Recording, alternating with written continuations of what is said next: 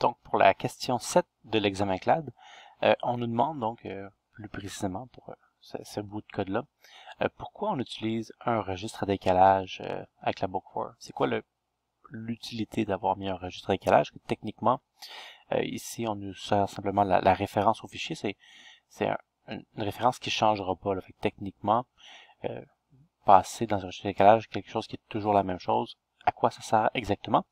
Pour bien comprendre ça, il faut revenir à la question 3, un peu plus loin.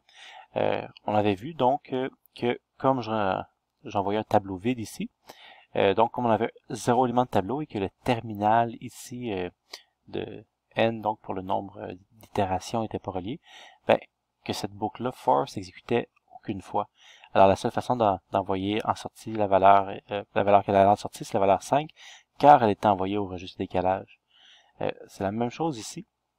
Par exemple, ici, si les valeurs à écrire dans le fichier, il y en a comme par exemple si j'ai un tableau vide, ce qui serait quand même une possibilité. Donc, c'est pas impossible que cette boucle for là ne s'exécute pas.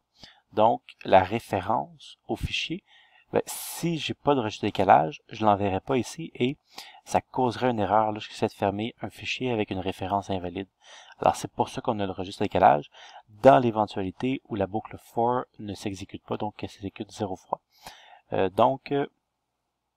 C'est en fait la bonne réponse, c'est A, là, si le tableau valeur à écrire dans le fichier est vide, la boucle for s'exécutera 0 fois, mais la valeur refnum, donc le nombre de références, là, le refnum sera transféré au registre de décalage à la sortie. Donc, dans ce cas-ci, c'est A.